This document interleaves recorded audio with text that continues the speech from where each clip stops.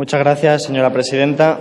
La verdad que nos enfrentamos ante una proposición no de ley bastante particular. A lo que han dicho otros grupos, nos sumamos nosotros también, y es que el Gobierno tiene la oportunidad de hacer este plan de empleo, en la fórmula que quiera plantear, sin tener que pasar ocupando un espacio en este Parlamento. De hecho, al final es tan abierto, tan ambiguo el proyecto que presenta, la proposición no de ley que presenta el Grupo Parlamentario Popular, que da la sensación, si uno pensara maliciosamente, que el Grupo Parlamentario Popular lo único que está haciendo es ocupar un espacio en este Congreso, en este Parlamento, para que no se puedan debatir otros temas por otros grupos propuestos por otros grupos. En cualquier caso, y sumándome a muchas de las reflexiones y argumentos que se han planteado hoy aquí por otros grupos y que, insisto, compartimos en lo que se refiere a la ambigüedad que, por lo tanto, nos impide votar en contra, porque nadie puede estar en contra de simplemente, sencillamente, proponer un plan de empleo al Gobierno,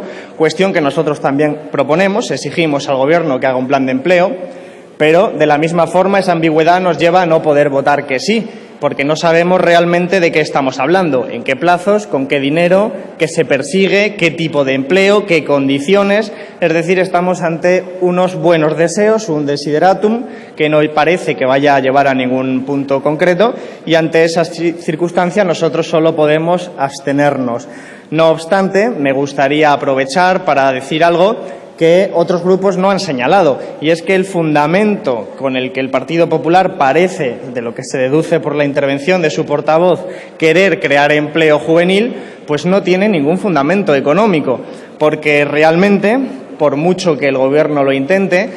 el contexto actual de recesión, de falta de demanda agregada, impide que dentro de la estrategia económica del Gobierno de austeridad, recesión, anunciado por el Fondo Monetario Internacional, por economistas prestigiosos y premios Nobel de Economía incluidos, y no solo economistas nítidamente de izquierdas, pues plantean que en ese contexto el Gobierno lo único que va a conseguir es seguir destruyendo empleo. En esta situación actual, con esta falta de demanda tan importante, es imposible que la iniciativa privada pueda generar el empleo que el Gobierno pretende. Sencillamente por la razón de que, aunque este Gobierno le diera líneas muy baratas de crédito a los llamados emprendedores, por muy jóvenes que sean, ¿qué tipo de productos van a vender en un mercado profundamente destruido como es el mercado español? Más aún en un contexto de incremento de la recesión. Pero lo más importante es que en este portavoz del Partido Popular pues nos ha planteado de que no quería hablar de por qué la situación de los jóvenes es la que es y no distinta, que no quería hablar del pasado, de las causas de la situación. Y, sin embargo, yo considero que es fundamental hacerlo, porque si olvidamos por qué tenemos estas condiciones estructurales, nos olvidamos realmente de cómo lo podemos solucionarlo, lo ignoramos. Y aquí lo que no se ha mencionado, o no me ha parecido escuchar, es el concepto modelo productivo. ¿Por qué tenemos nosotros una tasa de paro tan elevada en comparación con otros países? Incluido, me ha parecido escuchar que el deseo del portavoz era competir contra países como Alemania, lo cual, si uno observa los datos económicos, es bastante poco creíble, porque Alemania tiene una estructura productiva profundamente diferente a la que tiene España. España tiene una estructura productiva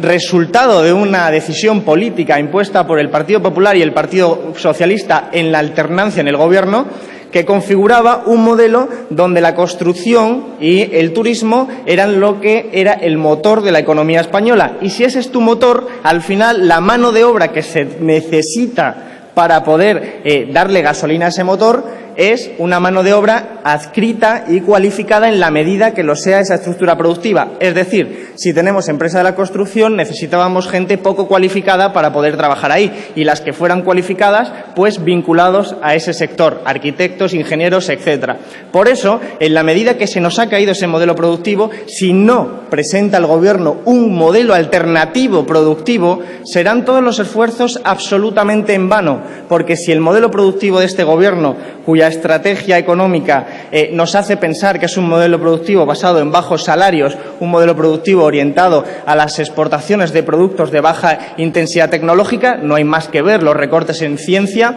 pues realmente si ese es el modelo que nos impone el Gobierno, pues lo que el Gobierno nos está diciendo es que necesita trabajadores poco cualificados y entonces estará obligando a los jóvenes muy cualificados españoles a tener que exiliarse como hacían sus abuelos. Por lo tanto, nosotros nos abstenemos en esta proposición no de ley por considerarla muy ambigua y también insistimos en que cuando hablemos y debatamos sobre cuestiones tan importantes como esta hay que traer argumentos, datos y condiciones técnicas que podamos debatir con seriedad, porque si nos quedamos en esa ambigüedad no vamos a ningún sitio. Muchísimas gracias. Gracias, señor Garzón. Señor Uriarte.